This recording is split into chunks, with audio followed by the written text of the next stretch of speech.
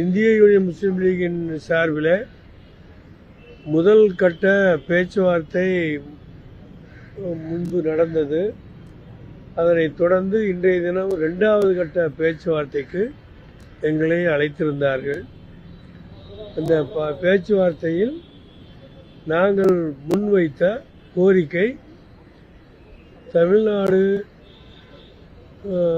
39 நாடாளுமன்ற தொகுதிகளில் இந்திய யூனியன் முஸ்லீம் லீகிற்கு சென்ற முறை கொடுத்து வென்று சிறப்பாக பணியாற்றி கொண்டிருக்கிற ராமநாதபுரம் தொகுதியையே மீண்டும் எங்களுக்கு தந்து உதவ வேண்டும் என்ற கோரிக்கை இந்திய முஸ்லீம் லீகின் சார்பாக நாங்கள் வைத்தோம்.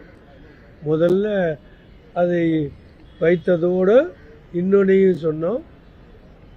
கண்ணியத்திற்குரிய காயிதே மில்லத் அவர்களுடைய காலத்திலிருந்து நாடாளுமன்றத்துக்கு நாங்கள் தொடர்ந்து லோக்சபாவுக்கு முஸ்லீம் லீக்குடைய எம்பிகளை தொடர்ந்து அனுப்பி வந்திருக்கிறோம். அதே மாதிரி ராஜ்யசபாவுக்கும் தமிழ்நாட்டிலிருந்து முஸ்லீம் லீகின் சார்பில் காயிதே மில்லத் காலத்திலிருந்து 27 வருஷம் தொடர்ந்து அனுப்பி வைத்த பெருமை திராவிட முன்னேற்ற கழகத்துக்குத்தான் உண்டு. அது சில வரலாற்று பிழைகளினாலோ அல்லது மாற்றங்களினாலோ அது இடையிலே தடைபட்டு போய்விட்டது. அந்த நல்ல வரலாறு திரும்பவும் தொடர்ந்து நடக்க வேண்டும்.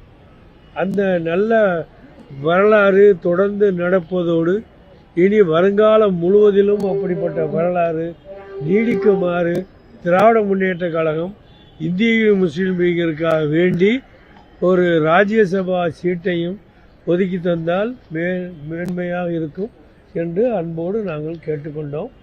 இது அவர்கள் இந்த தேர்தலில் தொகுதிகளை மட்டுமே நாங்கள் தேர்ந்தெடுத்து ஒவ்வொரு கட்சிக்கும் கொடுத்து கொண்டிருக்கிறோம். ராஜ்யசபா பற்றி இப்பொழுது எந்த ஒரு கட்சிக்கும் நாங்கள் எந்த முடிவும் இன்னும் சொல்லவில்லை. ஆக இது முடிந்த பிறகு அது பற்றி நிச்சயமாக நாங்கள் யோசிப்போம். உரிய நடவடிக்கை எடுத்து உங்களுக்கு ஆக வேண்டியது எதுவோ அதை நாங்கள் செய்ய தயாராக இருக்கிறோம் என்று எங்களுக்கு உறுதிமொழி அளித்திருக்கிறார்கள். அந்த எதுக்கு அதான் சொல்றேன்னு, இதாவது இந்த தேர்தலில் 39 நாடாளுமன்ற தொகுதிகளுடைய பற்றி தான் இப்பொழுது கட்சிகளுக்கு இடையில தொகுதி பங்கீடு குறித்திருக்கிறோம். ராஜ்யசபா பற்றி இந்த தொகுதி பங்கீட்டில் எந்த முடிவும் நாங்கள் எடுக்கவில்லை.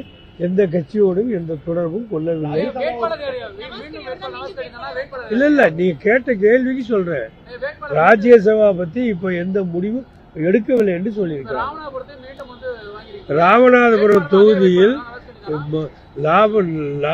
ராமநாதபுரம் தொகுதியில் இந்திய முஸ்லீம் லீகின் சார்பாக மிக சிறப்பாக 5 ஆண்டு காலமாக பணியாற்றி கொண்டிருக்கிற நவாஸ் கனி எம்பி அவர்களே தொடர்ந்து அந்த தொகுதியில் போட்டியிட வேண்டும் என்று முஸ்லீம் லீகிலே உள்ளவர்கள் மட்டுமல்லாமல் ராமநாதபுரத்திலே உள்ள அனைத்து கட்சியின் சார்பாகவும் குறிப்பாக திராவிட முன்னேற்ற கழகத்தின் சார்பாகவும் அது பரிந்துரை செய்யப்பட்டிருக்கிற காரணத்தினால நாங்களும் அதே முடிவு எடுத்திருக்கிறோம். அந்த முடிவு எங்கள் அரசியல் மேல்மட்ட குழுவில் எடுக்கப்பட்டிருக்கிற முடிவு.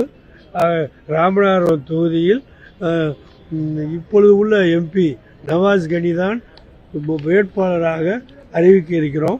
இதனை விரைவில் திருச்சியில் எங்கள் பொதுக்குழுவை கூட்டி அதிலே முறைப்படி நாங்கள் அறிவிப்போம்.